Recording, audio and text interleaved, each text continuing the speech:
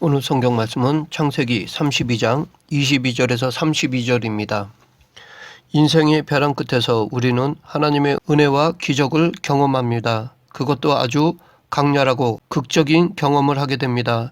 그러나 저를 비롯한 대부분의 사람들은 인생의 벼랑 끝을 싫어합니다. 그러나 하나님은 우리 인생의 벼랑 끝에서 역사하십니다. 그러하기에 벼랑 끝은 하나님이 역사하시는 특별한 장소이자 하나님이 우리를 찾아오시는 특별한 장소입니다. 하나님은 벼랑 끝에서 새 일을 시작하십니다. 새 일은 변화를 의미합니다. 그런데 대부분의 사람들은 인생의 벼랑 끝에 서기 전까지는 변화를 잘 추구하지 않습니다.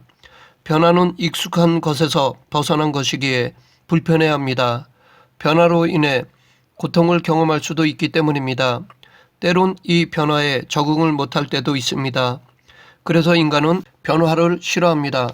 그러나 하나님이 우리를 벼랑 끝으로 몰아가시는 이유는 우리를 변화시키기 위해서입니다. 그뿐만 아니라 우리 안에 담지해 두신 날개를 보여주시기 위해서입니다. 우리에게 비상할 수 있는 날개가 있음을 깨닫게 해주시기 위해서입니다. 이 벼랑 끝에서 발견되는 날개는 우리 안에 있는 잠재력을 말합니다. 우리 안에는 하나님이 담지해 두신 엄청난 잠재력이 있습니다. 상상할 수도 없었던 놀라운 힘입니다. 그러나 그 힘은 아무 때나 드러나는 것이 아닙니다. 위기와 고난이라는 벼랑 끝에 섰을 때 드러납니다. 그러나 벼랑 끝에 섰다고 모두가 하늘을 비상하는 것은 아닙니다. 모두가 하나님의 은혜를 경험하는 것은 아닙니다. 수많은 사람들이 벼랑 끝에서 추락하였습니다. 오직 하나님의 사람들만이 벼랑 끝에서 비상하였습니다. 그러하기에 우리는 벼랑 끝을 싫어하거나 두려워할 것이 아니라 오히려 하나님에 대한 믿음을 지켜야 합니다. 도전에 대한 흥분과 두려움의 차이는 아주 작습니다. 우리는 그 작은 차이를 극복해내야 합니다. 그 작은 차이를 극복하는 것이 하나님의 은혜이며 하나님의 복입니다. 하나님을 향한 믿음이며 소망입니다. 그 작은 차이를 극복해내기 위해서는 철저한 준비가 필요합니다. 훈련이 필요합니다. 우리의 인생은 파도 타기와 같습니다. 파도는 거셉니다. 그러나 파도를 탈 줄 아는 사람은 오히려 거칠고 큰 파도일수록 좋아합니다. 그런데 이렇게 거센 파도를 이용해서 파도 타기를 즐길 줄 아는 사람은 평소에 철저한 훈련으로 준비된 사람입니다. 우리가 파도를 만들어내는 것이 아닙니다. 파도는 하나님이 만드십니다. 그러나 그 파도를 타는 것은 우리가 해야 합니다. 그러기에 파도를 타기 위해 철저히 준비하고 훈련해야 합니다. 파도에 대해 공부하고 파도의 흐름을 읽을 줄 알아야 합니다. 그리고 수많은 연습과 훈련을 해야 합니다. 우리가 가끔 경험하는 벼랑 끝은 거센 파도와 같습니다. 벼랑 끝은 우리가 만들어내는 것이 아니라 우리 인생에 찾아오는 것입니다. 큰 파도처럼 하나님이 만들어내시는 것입니다. 물론 인간의 실수로 벼랑 끝에 설 수가 있습니다. 그러나 그럴 때도 그 속에는 하나님의 섭리가 담겨 있음을 알아야 합니다. 중요한 것은 벼랑 끝에 섰을 때 어떻게 반응해야 하는가입니다. 파도 타기를 잘 배운 사람이 파도를 두려워하지 않는 것처럼 벼랑 끝에서 하늘을 나는 법을 배운 사람은 벼랑 끝을 두려워하지 않습니다. 벼랑 끝에서 하늘을 날았던 사람 가운데 야곱이 있습니다. 야곱은 20년 동안이나 복수의 칼을 갈며 자신을 죽이려고 400명이나 되는 장정들을 거느리고 오는 형 에서를 만나야 하는 벼랑 끝에 섰습니다. 지금 야곱은 모든 것을 빼앗길지도 모르는 생명마저 잃을 수 있는 벼랑 끝에 서 있습니다. 그런데 야곱은 그 벼랑 끝에서 하나님의 은혜를 경험하였습니다. 벼랑 끝에 섰기 때문에 오히려 더 잘된 사람이 되었습니다. 그는 벼랑 끝에서 인생의 전환점을 맞이하였습니다. 삶의 변화를 체험하고 이름이 바뀌는 복을 경험하였습니다. 야곱에게 벼랑 끝은 변화의 장소요, 복의 장소요, 새 역사를 시작하는 장소였습니다. 그렇다면 우리가 벼랑 끝에 섰던 야곱을 통해 배울 수 있는 것은 무엇일까요? 하나님에 대한 전적 의존입니다. 벼랑 끝에 섰을 때 우리가 해야 할 중요한 일은 하나님을 신뢰하는 것입니다. 그리고 하나님이 먼저 어떻게 역사하시는지를 믿음으로 인내하는 것입니다. 야곱에게 역사하신 하나님은 고독한 밤에 찾아오신 하나님입니다. 야곱이 하나님을 처음 경험한 것은 어머니 리브가와 함께 있을 때가 아니었습니다. 오히려 아버지, 어머니를 떠나 외로움에 눈물을 흘릴 때였습니다. 야곱이 하나님을 경험했던 장소는 안락한 어머니 품이 아니라 위협이 도사리는 삭막한 광야였습니다. 야곱은 장깨가 많은 사람이었습니다. 그는 팥죽 한 그릇으로 형 에서의 장자권을 빼앗았습니다. 아버지 이삭이 형 에서에게 부어줄 축복을 속여서 대신 받았습니다. 그로 인해 형 에서는 그를 향한 한을 품었습니다. 그를 죽이기로 작정하였습니다. 그런데 이 에서가 한 말을 엿들은 리브가가 야곱을 자신의 오라비 라반의 집으로 보내었습니다. 형이 잘되기를 기뻐해야 할 아우가 형의 장자권을 빼앗고 형의 축복을 가로챘습니다. 아우가 잘되기를 기뻐해야 할 형이 아우에게 분노를 하고 한을 품고 미워하여 죽이고자 합니다. 미움, 살인, 한, 그리고 분노라는 단어들이 가장 사랑해야 할 형제 사이에 발생되고 있습니다. 이것이 인간의 모습이라 할 수 있습니다. 실제로 가까이에 있는 사람이 가장 사랑하면서 또한 가장 사랑하기 어려운 대상이기도 합니다. 우리는 가장 가까이 있는 사람들을 통해 영향을 받습니다. 한 사람의 인생을 변화시킬 수 있는 영향을 받습니다. 반면에 가장 가까이에 있는 사람에게 가장 심한 상처를 받기도 합니다. 상처란 아무에게서나 받지 않습니다. 아무 관계가 없는 사람에게 상처받는 일은 별로 없습니다. 신뢰하고 존경하며 사랑하는 사람, 가까이에 있으면서 친근한 사람들을 통해 오히려 더 큰 상처를 받습니다. 그러므로 우리는 가장 가까이에 있는 사람들과 관계를 잘 가져야 합니다. 인생은 우리가 뜻하는 대로 바라는 대로만 되는 것이 아닙니다. 야곱은 원치 않았지만 부모를 떠나야 했습니다. 형 에서를 피해 하란으로 떠나야 했습니다. 그 밤에 하나님이 야곱을 찾아오셨습니다. 그 인생의 벼랑 끝 외로운 밤, 두려운 밤에 찾아오셨습니다. 야곱이 돌을 베개 삼아 누워 자던 그 밤에 찾아오셨습니다.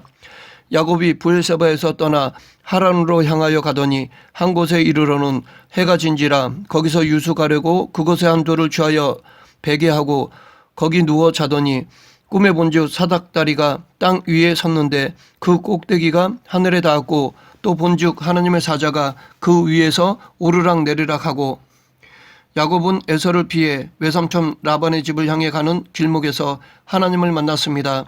그런데 오늘 본문의 사건에서도 그 하나님을 만나고 있습니다. 다시 고독하고 두려운 밤에 만나고 있습니다.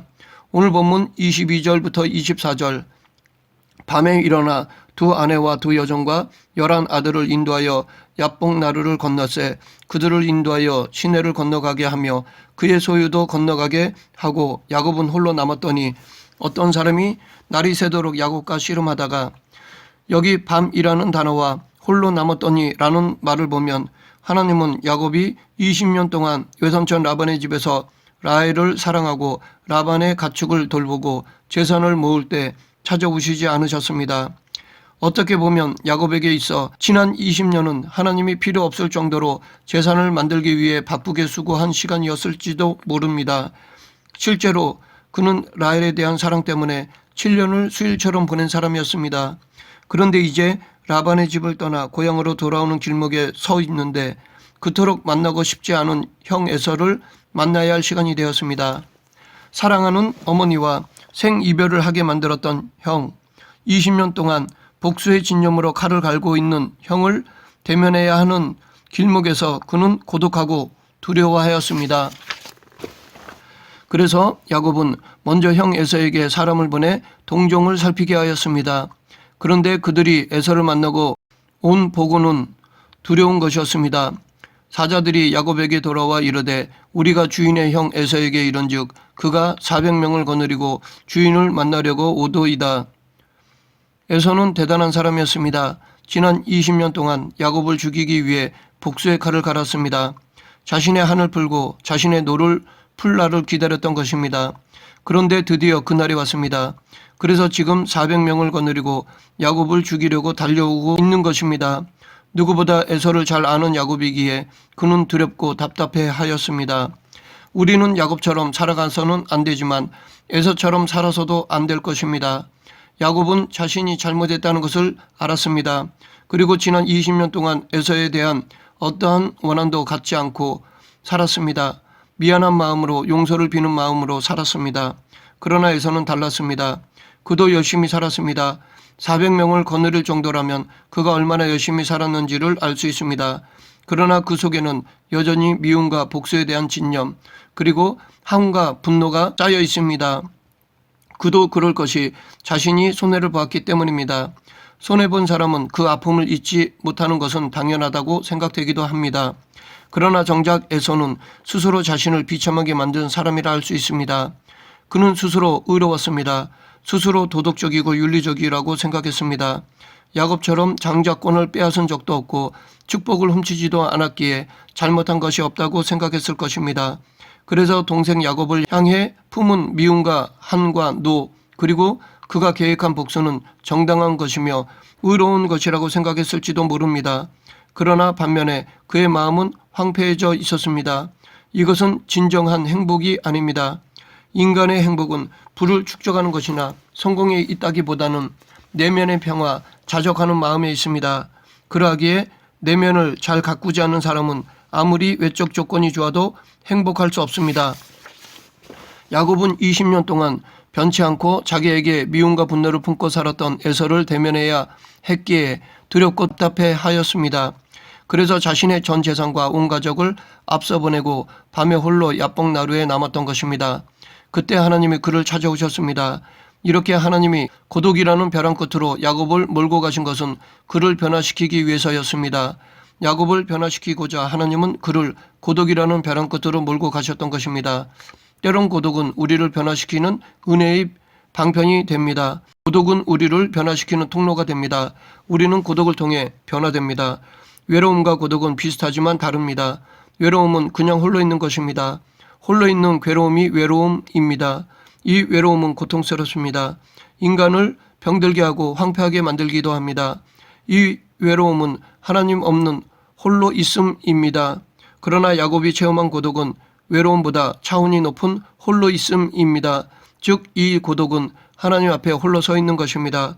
야곱은 고독을 통해 비로소 하나님을 기억하였습니다. 외삼촌 라반의 집을 향해 갈 때 밤에 찾아오신 하나님께 다시 기도하였습니다. 고독을 통해 하나님이 베푸신 은혜를 생각하였던 것입니다.